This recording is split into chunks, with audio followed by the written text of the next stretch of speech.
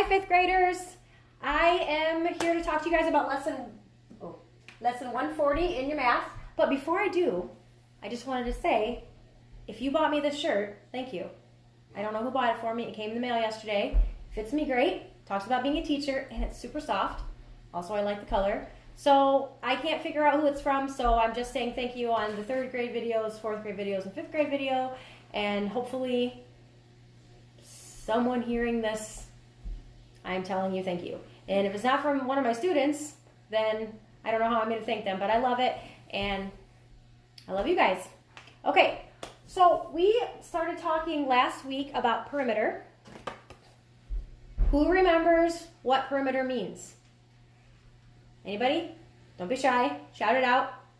It is the measure of the distance around a shape. Okay?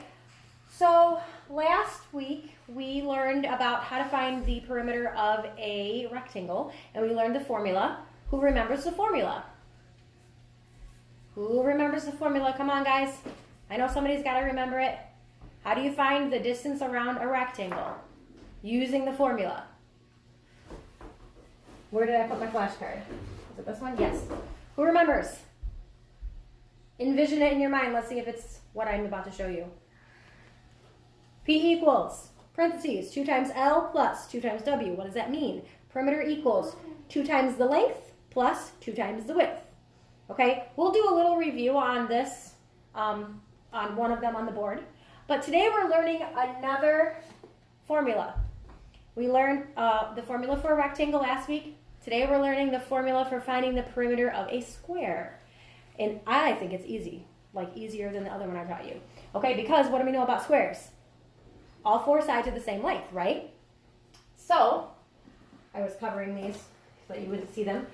A square, because all sides are equal, perimeter of a square, this is how you do it. 4 times S. S stands for side. Okay? So basically, you take 4 and multiply it by whatever the side is. That's the formula.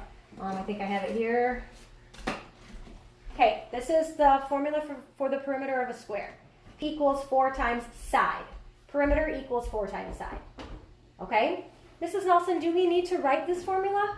Yes. Yes, you do. That was a good question. Thanks for asking. Yes, you have to write it. Every time. Every time.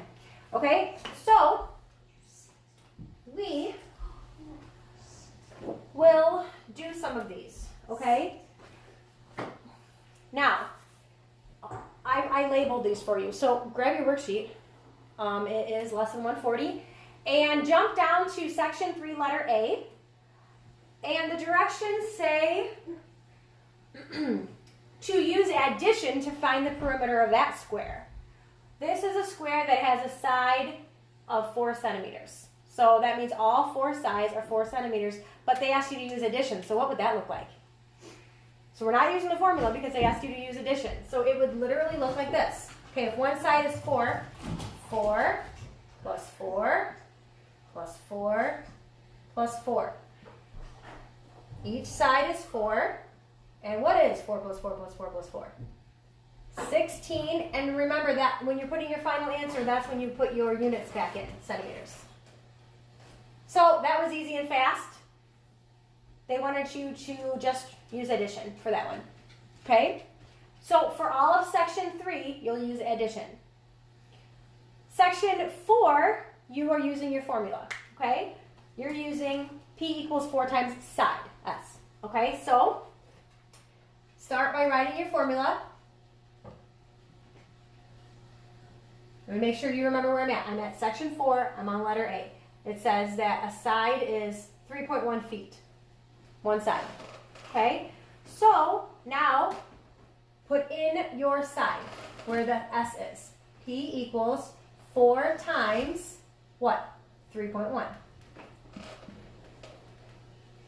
Okay? Now, you know I like to write things out. So, because I don't want to make a mistake. So I'm going to come down here, take 3.1 and multiply it by 4. 4 times 1 is 4. 4 times 3 is 12. Where does my decimal go? With multiplication, you just count places. There's only one place, so I only need to put one place here. So 12.4 feet. Okay, so P equals 12.4 feet. And that's how I want it to look. I don't want you to like leave that as your final answer and circle it down here. That's where you did your work. That's fine. Now come up because it should be 3 rows. Okay? So this is an example of when you do addition, which they'll pretty much never have you do. I think they're just doing that today to show you. And then normally you'll be using your formula, P equals 4 times S. Okay, now flip. I think you have to flip to get to the section 5. Yep, flip to get to section 5. And this is using rectangles, and look what they did for you. They even reminded you what the formula was, because they know that Mrs. Nelson wants you to write your formula. So, this is a rectangle. P equals 2 times L plus 2 times W. Okay, so now we have to put in our L and put in our W. That's the next line. P equals 2 times what? 9.6 plus 2 times 8.3. Okay, now, well, I should leave enough room for my final answer. Sorry about that. Go down a little further, okay? So I'm doing 9.6 times 2. That's 12. 18, 19. Where does my decimal point go? 1 right here. Pause. I want to say something about that. It makes sense that 9.6 times 2 would be 19.2.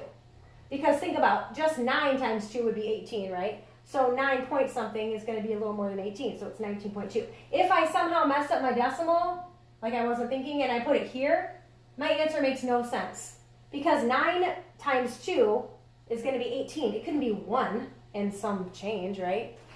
So make sure that you're thinking while you're working as well, and make sure that your answers are making sense. So 19.2 for my first parentheses. Oh man, I really didn't leave myself enough room. Okay, so the first parentheses solved is 19.2 plus, now I've solved my second parentheses, which is 8.3 times 2. 3 times 2 is 6. 2 times 8 is 16. Decimal point right here, 16.6, and that does make sense. So I put 16.6 here. Now, P equals, I have to add my 19.2 and my 16.6. Of course, I'm going to come over somewhere else. Oh my goodness. That's Gus freaking out. 19.2 plus 16.6. Okay, 2 plus 6, 8, and 9, that's 15, and 3. Okay, so I have 35.8. Now, let's talk about that really quick. Don't forget, when it's addition or subtraction, you don't go like this. 1, 2, oh, I counted 2 decimal places. I'm scooting over 2. No, no, no, no. With addition and subtraction, don't forget, they just drop straight down. Okay, so 35.8 is my final answer. And what is it? Oh, I didn't put what it was. Let's see what it is. It's yards. So 35.8 yards is my final answer. And I'm going to circle it so my teacher can see it. Like that. Okay? So we've done a few together. And the one other thing I wanted to talk to you about. So stop looking at your worksheet for a second. Okay? If I said to you, how many ounces is a half of a pound? How many ounces is a half of a pound? You would think to yourself, okay, a pound is 16 ounces, so a half of a pound is 8 ounces. Okay? But if I give you a different fraction than a half, okay, I want to make sure that you remember how to do that. Look up here. Okay? If I said 3/4 of a pound is how many ounces? Now I'm not asking you for a half that you could just do in your head. How do we do that? You think about the fact that you know and you use multiplication. Let me say that again. You think about the fact that you know and you use multiplication. What do I mean by that? Well, I'm talking about pounds and ounces. What do I know about that? What facts do I know about that? Well, I know that there's 16 ounces in a pound. That's my fact. And this is my 3/4 that they've given me, and I'm using multiplication. How's that going to look? I take 3/4 times my fact, 16. 16 over 1. Okay?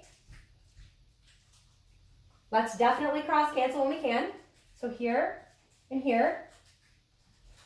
Okay, and then I just multiply across. 3 times 4 is 12 over 1, or just 12. And now let's think about that. 3/4 of a pound is 12 ounces. Does that make sense? Half pound's 8 ounces. Yes, 3/4 of a pound is 12 ounces. Okay, so just reminding you that that is how you find it. When they've given you a fraction maybe that you don't know, but it's like not a half, it's something different, like 3/4, that's how you do it. Multiplication times what? The fact that you know about it, 16 ounces in a pound. Okay? All right, guys, that's lesson 140. Let me know if you have questions. Section 2, read it. I want you to try it. Ask your parent about it, but if you don't understand, I'd love to explain it to you over the phone if you're having questions on what they exactly want you to do there. All right, good luck, guys.